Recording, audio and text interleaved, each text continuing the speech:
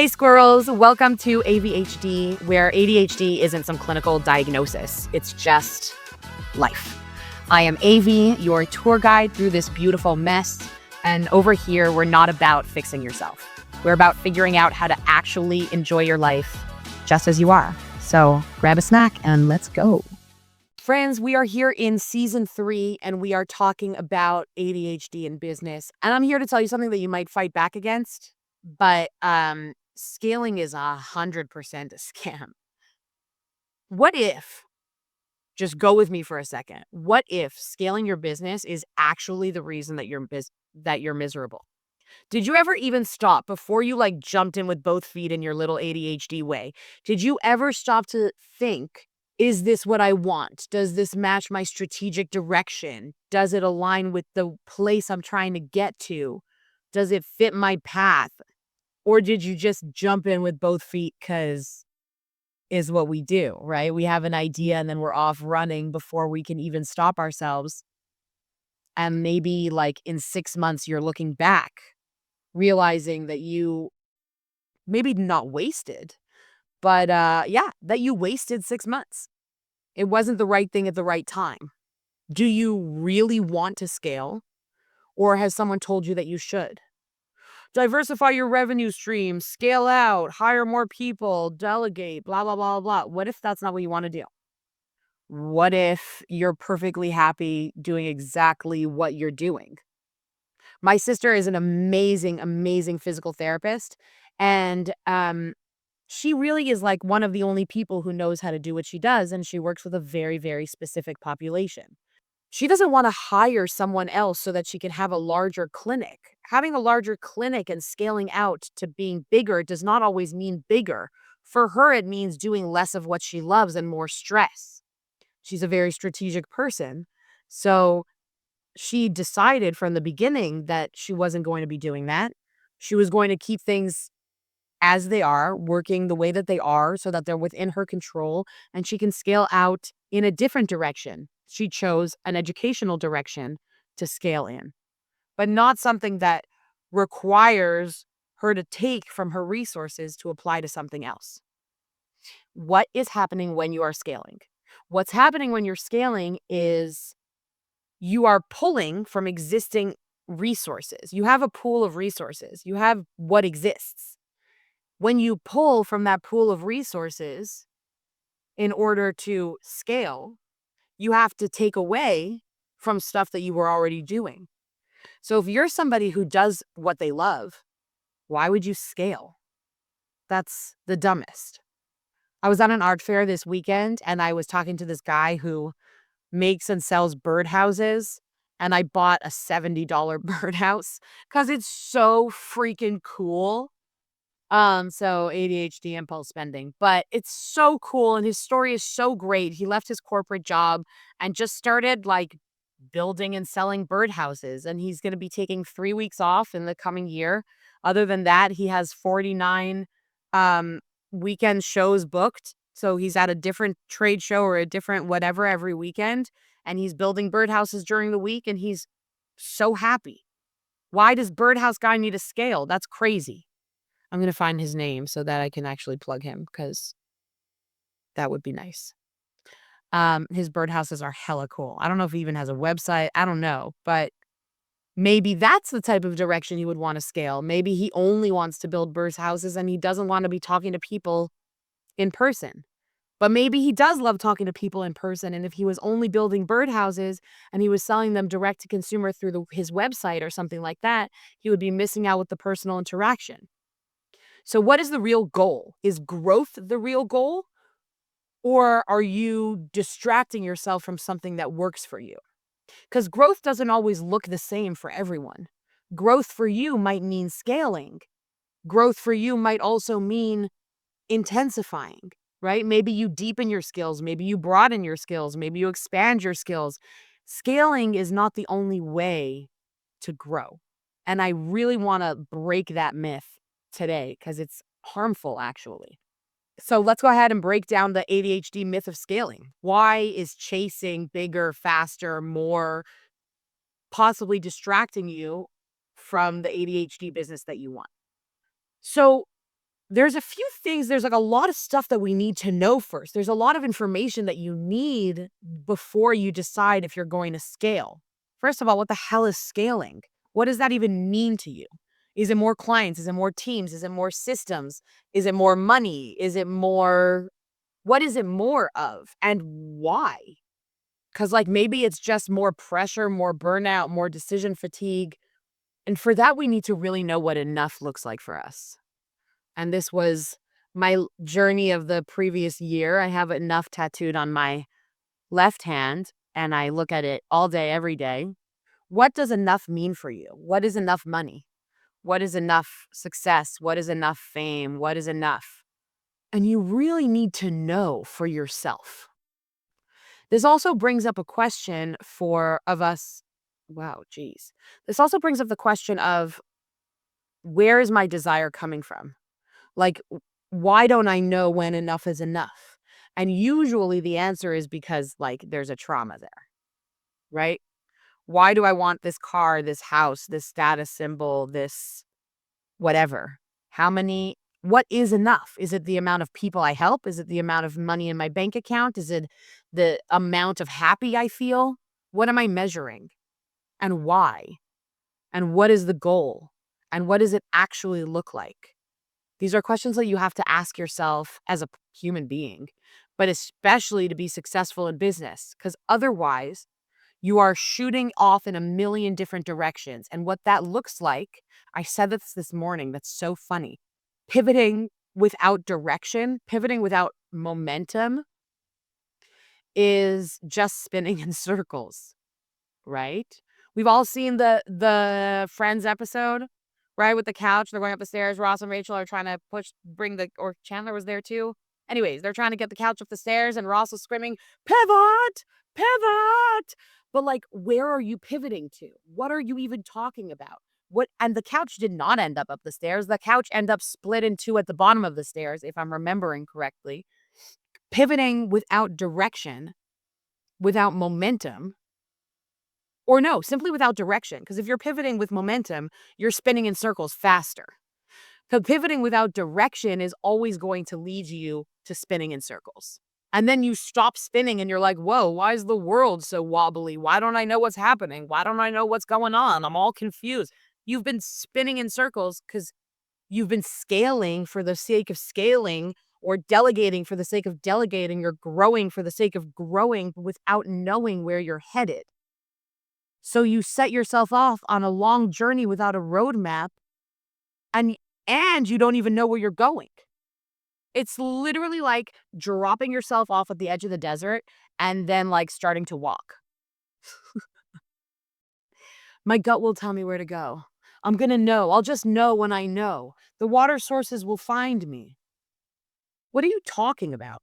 That's such a Delulu way to live. And I know that we as ADHD people love to live in Delulu land, but it's yeah, it's still delusional. It doesn't mean you're wrong. It just means that you need more direction and more strategy to support your delusion. Um, Remember also, my friends, you have ADHD.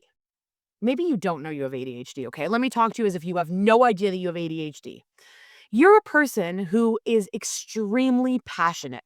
And when something sparks your interest, you can find yourself often running in that direction and focusing on something very intently until you feel like you've solved that piece of the puzzle.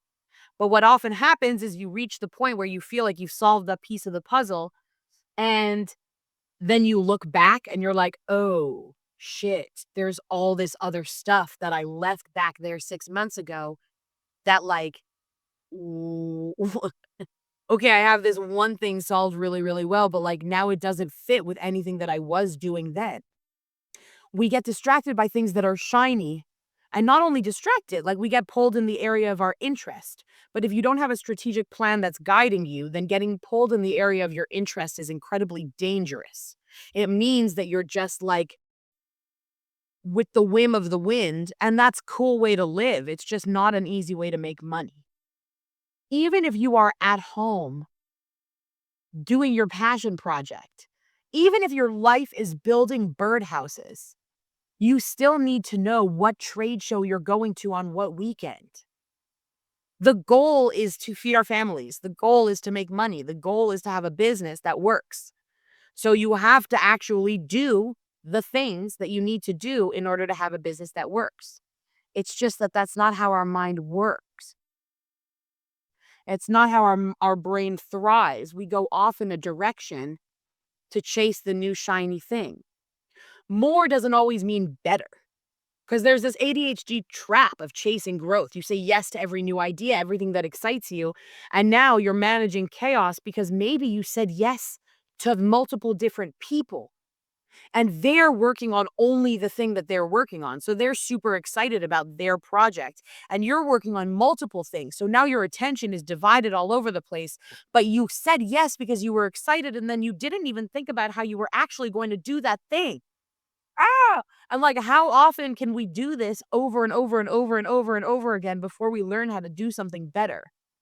Because again, more doesn't always mean better. It means more administrative work, more people, more overwhelm, more management. You got here through hyperfocus, right? Something caught your attention. You were really interested. You learned everything you needed to learn about that thing, and you went off and running in that direction. But now you're stuck in a trap, maintaining something that you don't want, unless you have a team, by the way.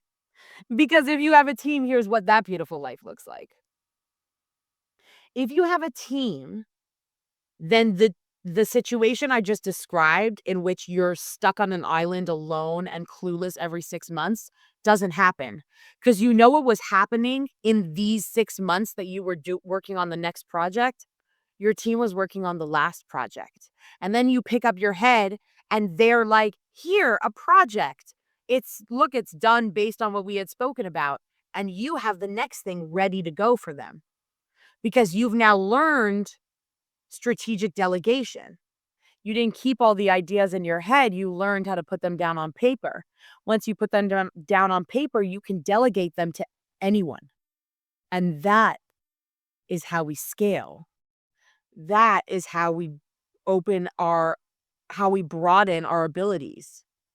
Um, your brain has no issues. You just need more hands. And you need your hands to be able to move on their own without needing help from the brain.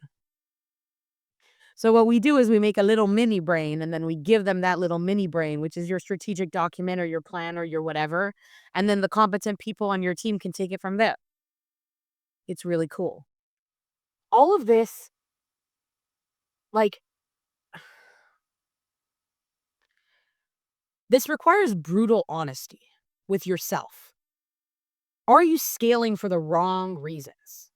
Look at everyone around you. They're posting 6 figures and 7 figures and blah, blah, blah. 6 figures could be $100,000, which is like less than you need to live comfortably in a lot of places. And it could be $900,000, which is more than you need to live very comfortably in almost any place. 6 figures and 7 figures are intentionally vague. So they're put out there to to elicit a specific feeling in you of like jealousy that you don't actually need to be feeling in the first place because you don't even know what you're comparing yourself to. You're trying to keep up, but like your business isn't fun anymore. And what are you even trying to keep up with? You're trying to keep up with something that's an illusion. And scaling and growing might mean that you actually stop doing the things that you really, really love. And what if staying small is the strategy? Why do ADHD people often dislike working in corporate? They like working for themselves. They want to do what the hell they want to do. So don't make yourself into a corporate for yourself. Retain your ability to do the thing that you want to be doing. It's like we spoke about delegation. You don't delegate the things that you're bad at. You delegate the things that you don't want to do. Those are two different things. Because you could be good at a lot of stuff. You don't only delegate the things that you're bad at. You delegate everything that isn't exactly what you want to be doing.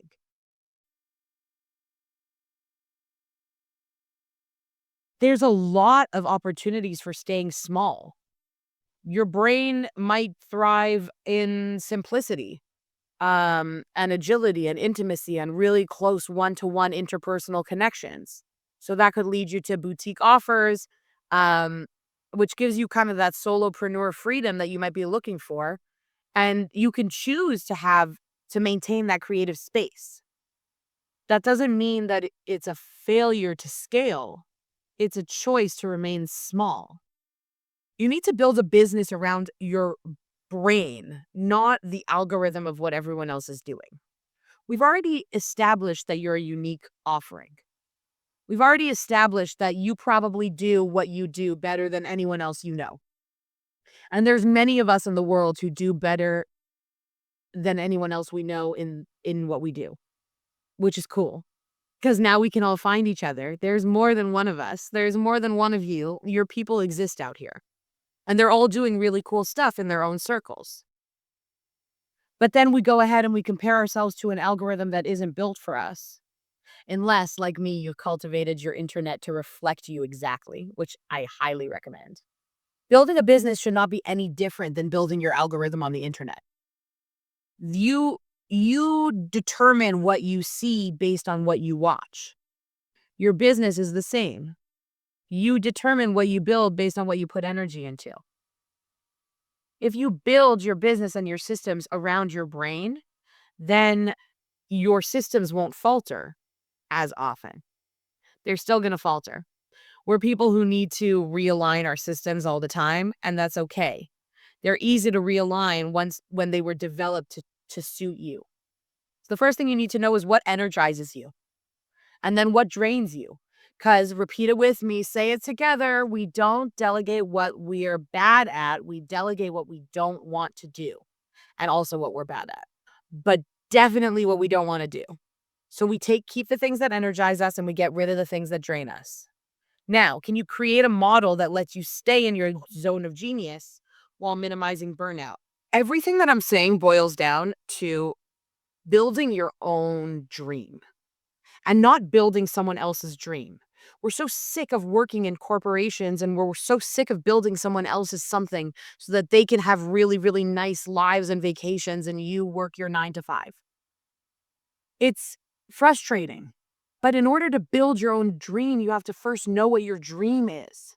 What are you building and why? Your dream can't just be to not do that. It has to be active and positive and like building something, not avoiding something.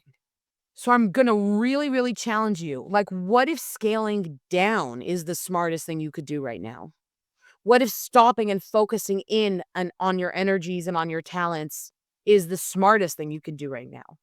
Because it's not worth it to build a business that you're just going to end up resenting. Build something that you actually enjoy showing up for, and then your regular life feels like a vacation. Let's be totally, totally honest.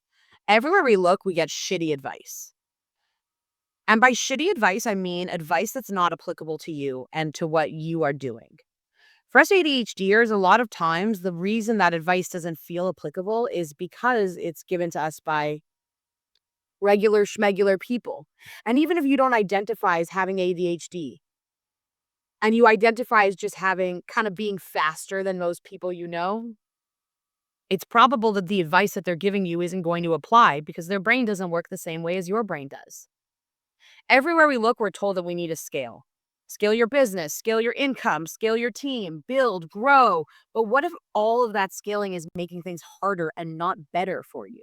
If you're an entrepreneur who's constantly juggling energy, focus, the pressure to grow, and trying to figure out what all of that means to you and how it really applies to you, stay with me because I want to explore why staying small and staying lean and intentional might actually be the smartest move for our brains and our businesses. From the moment we start our businesses, the narrative is like go big or go home. Um like go all in, blah blah blah. But like who wrote that rule and why are we still following? Right? And, like, it might not seem like that's the advice that we're getting, But it is, because who are the people that we're looking to? We're looking to like Steve Jobs. We're looking to Amazon as a model. We're looking to Costco as a model. We're listening to podcasts about major, massive corporations and massively scalable things when maybe what you're trying to do is just live your freaking life. And I don't know why scaling has become the default marker of business success, right? Because like the most successful business people are the ones who have the biggest businesses. Not necessarily. You can have a big business full of really miserable, like what is success? So scaling again has become the default marker of business success. But the question really is that business success for you? Because if you're scaled out, that means that you're scaled, um, presumably financially as well. Is making more money the marker of success for you? For a lot of neurodivergent people, money doesn't really speak to us like that. Like, that's not why you started your business in the first place. You started your business because you really had a passion for something. You really wanted to help people with something. You really wanted to benefit in a positive way. And that means that you need to redefine what success is for yourself. Otherwise, external expectations can override your internal alignment. What does somebody else consider success to look like in my business? Now I'm allowing their idea of success to be louder than my own idea of success. Because it for ADHD people and for creatives in general, excitement and creativity flourish in freedom, not in hierarchy. So if you're a creative person and you really just want to do what you love to do because that's what you want to do and that's what you love to do, you need a certain element of freedom to be able to do that. And building a really scalable business requires very strict hierarchy. So in order to ensure that you're not chasing someone else's version of success, first you need to know what your own version of success looks like. When I first started Allisto, I started off with a couple of business partners. Um, and the idea was that we were going to build out multiple businesses simultaneously, and that business model would allow us to build everything out together. And we definitely bit off more than we could chew because we were able to see how easy it was going to be to scale, that we started off really, really big. And because of that rapid growth, we forgot why we were doing this in the first place. And the business partnership fell through, everything fell apart. And ultimately I chose to focus on Allisto on my own because I prioritized that piece that had brought me to be able to be in control. I don't have to ask anyone else what they think about what I'm doing in my business. I'm beholden to my clients, and I have to provide what I was contracted to provide. But I am not, I'm the boss of all of my decisions at the end of the day. And I intentionally keep things small and slow so that we continue to be connected to our values all the time. And scaling is really, it's always possible. It's just a question of whether you're doing that within your strategy or not. And again, as people who like to run maybe faster than we can walk, that doesn't make any sense. As people who like to run ahead and chase the next thing, um, we can often scale too fast because there's so much that we can do again. So when somebody says, just hire more people or just automate it or just go find the system or just whatever, they're not taking into consideration that the ADHD brain is not built for multiple layers. It glitches when it's trying to do a lot of different things at once. It's built for super clarity and super focus. Um, my my business coach likens it to an eagle. So it's of having one sight and double vision. One sight, you are focused on your target all the time. You don't take your eyes off the target no matter what. But you have double vision. You have an expanded view of like a field of vision so that you can always know what's going on at any given time. But you remain focused on your target no matter what. More people, if you just hire more people, it means more communication. Maybe communication drains you as much as it drains me. Maybe communicating with more people is going to take up literally all of your time because for you, it's not as simple as just shooting off an email. It's often overwhelming. It's super draining. If you have larger systems, if you just scaled or just automated, it can increase your executive function load. How many systems do you now have to remember? How many passwords do you have to remember? How does everything connect to each other? How many steps are there? You're adding in like administrative tasks that don't work well for your brain. And then one of the worst ones is scaling before stabilizing. If you try and jump ahead to the next thing because you see it in your brain, it's so clear. It's not from a bad intention. It's just that you can see that this step is going to lead to that step. So you jump ahead to the next thing before you've stabilized step number 1, and it creates complete chaos because your brain and your planning is in a different place than your implementation, which is in a different place than your communication. And that always needs to be the flow of things, strategy to implementation to communication with clients. Otherwise, if you're implementing without strategy, you have no directions, you're spinning in circles. If you strategize without implementation, well, then you're just like, I don't know, wasting paper. And if you do all of that without communicating, you might have the best system in the world, but nobody knows how to use it because you didn't tell them. All of those steps come in the stabilization phase.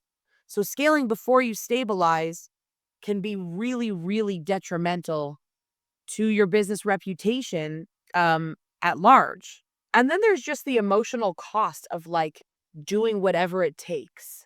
And over here, I think I'm really, really talking to our men because men are often underrecognized for the emotional toll that needing to be a strong being comes with. And they're often expected to just have all the answers and just figure it out and just know what they're doing, and just be able to take on more and more and more and more. Women, of course, have this also. And I'm thinking of like moms and I'm thinking of people who are just juggling multiple things. But there's an emotional cost that comes with pretending that you're not already at capacity. That comes with pretending that, like, I can't do anymore. And by not admitting that you are at capacity, you're doing genuine harm to yourself, to your relationships, to your systems, to your existing business, to your reputation. And that's really hard to come back from. Genuinely ask yourself, are you building a business that actually supports your brain and your goals and your vision of success? Or are you building a business that keeps breaking your brain? So let's talk about like some people are listening to me and saying like, no, but I want to build something massive. I want to build something huge. That's awesome. So for you, I would say just listen to what I'm saying about stabilizing before running ahead. But if that's what you want, that's super awesome. But maybe that's not what you want and you want to just stay small on purpose. There is a magic to doing less better. You don't have to do everything that you can do. You only have to do what you've promised. And then you need to deliver on that exceptionally well. What do a lot of us end up doing though? We will put ourselves in a situation where we're like, okay, we're supposed to be doing A, B, and C. But then we start looking at A, B, and C and we realize that if we added D, E, F, and G, it would be so much better. And sometimes we do that without consideration. So now again, we've scaled without stabilizing. You didn't even do A, B, and C properly before you moved on to D, E, F, and G. And that's going to set you up for failure in the future. If you're anything like me, you really, really pride yourself on excellent output. You really want to be the best at what you're doing. And solopreneurships or micro teams often work best for people like us because it means that you can retain complete control over what you're doing. And that also might mean that you choose depth over breadth, over width. So you have fewer clients with a higher impact. Now, of course, from a business perspective, this is very challenging because you have to not only build your expertise to a certain extent, but you also need to be able to charge your clients what you need to in order to get to your dollar that you're looking for. The dollar that you're looking for is determined by how much is enough for you. And that goes back to the first question that we asked ourselves. We need to determine how much is enough. What is success for me? And that is what we're aiming for. If we keep it totally amorphous, then like nothing feels like enough because I didn't even define what enough was.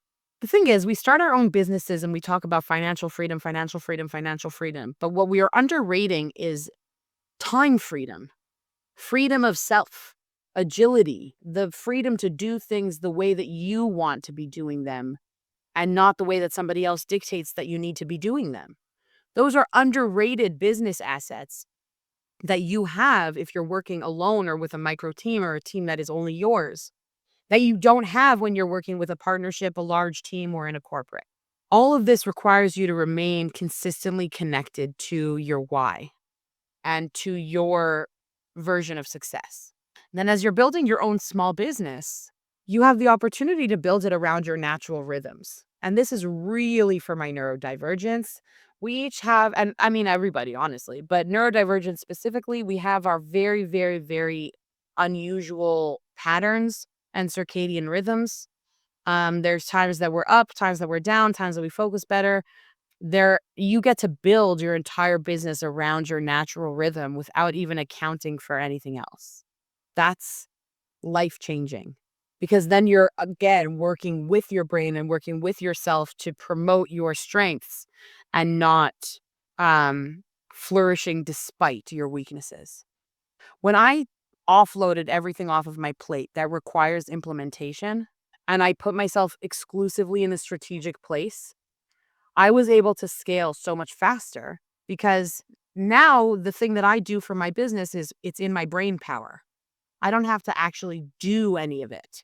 So what I'm scaling is the team of people who can do what I'm coming up with.